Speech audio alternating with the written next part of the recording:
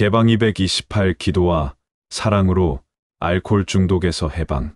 13. 안녕하십니까.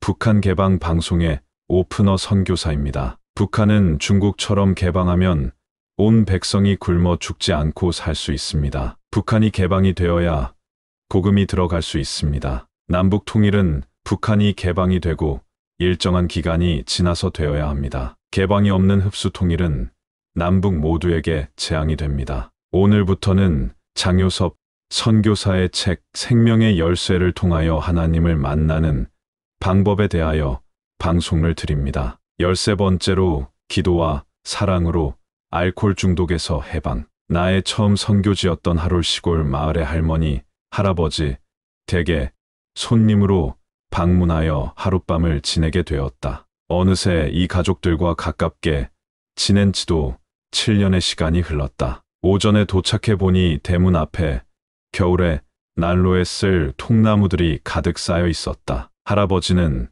전기 기술자로 전기회사를 다니셨다. 워낙 기술이 좋아서 퇴직해야 할 마땅한 63세의 나이가 됐음에도 장인 대접받으며 일을 계속하셨다. 그래서 진작에 쌓아둔 통나무를 자를 시간이 없어서 처리하지 못하고 계셨다. 사정을 너무 잘 아는 내가 옷을 걷어붙이고 오후 내내 톱으로 자르고 도끼로 쪼개서 보기 좋게 한쪽에 쌓아 놓았다. 그런 다음 사우나에 불을 지피고 피곤한 몸을 풀면서 퇴근한 할아버지를 반갑게 만났다. 이렇게 허물없이 지낼 만큼 우리의 관계는 가까웠다. 저녁 식사를 마치고 나니 할아버지, 할머니가 나에게 부탁이 있다며 아들과 며느리의 이야기를 꺼내셨다. 아들과 며느리를 새로운 사람으로 만들어달라는 부탁이었다. 알코올 중독이 되어 어린 손자들을 돌보는 일이 늘 뒷전이라는 것이다. 할머니, 할아버지는 이야기를 하면서도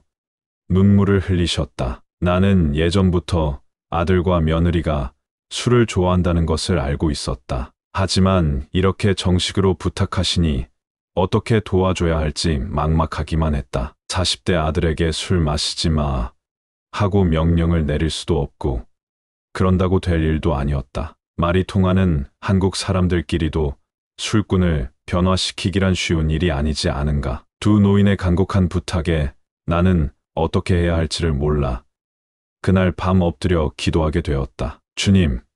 주님은 다 아시죠? 두 노인의 애타는 마음을 아시니 이 가정을 어떻게 해야 할까요? 나는 두 분의 눈물과 마음을 알았기에 간절히 기도했다. 그리고 새벽에 꿈을 꾸었다. 산속 동굴 속에 각쥐들이 붙어 있었다. 그런데 내가 막대기로 박쥐들을 건드리니 모두 바닥으로 떨어지는 것이 아닌가. 그 자리에는 웬일인지 아버지가 함께 있었고 그래서 아버지와 나는 신문지를 가져다가 불을 붙여서 닭쥐들을 모두 태워 죽였다. 신기한 꿈이었다. 새벽에 일어나 생각해보니 이건 분명 이 집안에 붙어있는 사탄들을 주님이 제거해 주실 것이라는 예고이고 징조였다. 하나님께 감사를 드렸다. 아침이 되어 식사를 하면서 나는 할머니, 할아버지에게 걱정하지 마시라고 말씀드렸다. 주님께서 이 집안에 은혜를 주셔서 아들과 며느리를 도와주실 것이 분명하다고 했다. 먼저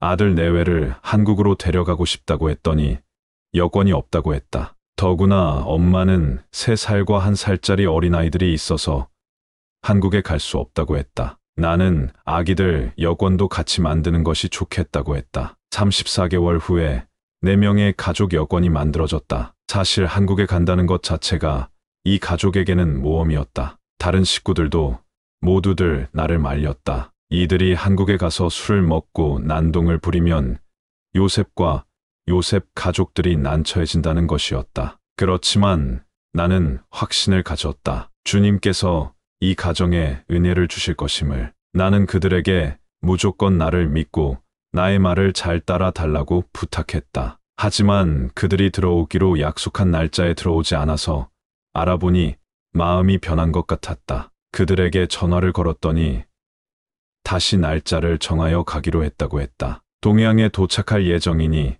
우리 집인 김제까지 가는 방법을 알려달라고 했다. 나는 이미 자동차로 동해안에 마중 나갈 계획을 세우고 있던 터였다. 과연 그들이 오게 될까? 한 번 약속을 어기니 또다시 의구심이 생겼다. 한국에 오면 술도 마음대로 먹지 못할 것이고, 그러면 답답할 것이다. 중독된 술꾼들이 스스로 자신들이 구속될 곳으로 걸어간다는 것 자체가 어디 쉬운 일이겠는가? 하나님의 역사가 아니고서는 이루어질 수 없는 일이었다. 그런데 정말로 약속한 날에 배를 탔다고 연락이 왔다. 나는 새벽 일찍 김제를 출발하여 동해항에 도착했다. 개막을 앞두고 있는 평창 동계올림픽 준비 때문에 도로 공사를 하는 중이어서 예상보다 2시간이나 더 걸렸다. 집을 떠난 지 6시간 만에 그들을 만날 수 있었다. 너무 반가웠다. 이들은 배가 고팠는지 컵라면을 먹으면서 나를 기다리고 있었다. 사실 이들과 앉아서 이야기 한번 제대로 해본 일이 없었다. 웃으며 인사를 나누긴 해도 늘 서먹했던 친구들이었다. 밤 10시가 넘어서야 도착한 우리는 우리를 기다리고 계시던 아버지의 환영을 받으며 숙소로 들어갔다. 지마, 이라, 그리고 아이들인 야릭, 아냐는 우리 집에 여장을 풀고 한국 생활을 시작했다. 낯선 환경과 문화, 언어, 음식이 다른 한국에서 3개월을 지낼 계획이었다. 그날 밤, 나는 또 기도했다. 한 가족이 어렵게 이곳까지 왔는데 주님이 지켜주셔서 이들에게 새로운 삶의 전환점이 되는 시간이 주어지기를 기도했다. 그런데 새벽에 또 신기한 꿈을 꾸었다. 지마와 지마의 아내 이라와 나이가 똑같은 두 그루의 나무가 서 있는데 예수님이 톱과 가위로 예쁘게 다듬어 주시고 계셨다. 꿈을 꾸고 나는 걱정이 다 사라져 버렸다. 주님께서 이들을 붙잡아 주시고 다듬어 주시는구나. 우리는 그저 이들을 사랑해 주고 도와주면 되겠구나. 라는 생각이 들었다. 지마는 자동차를 고치는 재능이 있어서 나의 믿음의 친구가 운영하는 농기계 수리센터에서 일할 수 있게 되었다. 출퇴근할 수 있는 거리가 아니어서 본의 아니게 주말 부부가 되었다. 토요일엔 지마가 집으로 와서 아이들과 일요일까지 지내고 월요일에 출근하는 시기였다. 무엇보다도 아이들의 엄마가 술, 담배를 끊고 지내게 되었다는 것이 놀라운 변화였다. 그의 아내 일하는 시간이 지날수록 긍정적으로 변해갔다. 웃음 띤 얼굴로 요셉, 요셉 하고 부르면서 이것저것 부탁을 하면 그 모습이 너무 사랑스러웠다. 사람이 어떻게 한 번에 좋아지겠는가? 하지만 그들에게 일어난 변화는 확실히 놀라운 점이 한두 가지가 아니었다. 그들이 예수님의 사랑을 알고 깨달아서 아름다운 사람이 되기를 기도했다. 그들이 도착한 지 사흘쯤 지나고 나서 이라가 나에게 자신에게 일어난 변화에 대해서 이렇게 말했다. 내가 술을 먹지 않고도 지낼 수 있다는 것이 놀라워요. 그러면서 스스로도 너무 좋다고 하면서 감사해했다. 지마 가족은 여름과 가을 두 계절이 지나는 동안 한국에서의 생활을 잘 마치고 러시아로 돌아갔다. 얼마 전 나는 그들의 집을 방문했다. 같이 차를 마시며 이야기를 나누는데 시종일관 웃음꽃이 피었다. 지마가 좋은 직장에 취직해서 일을 시작했다는 것과 자녀들이 딸려 있어서 러시아 정부에서 주택 구입 자금을 지원해 준다는 것은 듣던 중 반가운 소식이었다. 그들의 부모님, 또한 아들과 며느리가 많이 변화되어 열심히 살고 있다는 것에 감사해하며 하나님께 영광을 돌렸다. 얼마 전에는 지마에게서 이메일이 왔다. 자기보다 더 힘든 친구가 있는데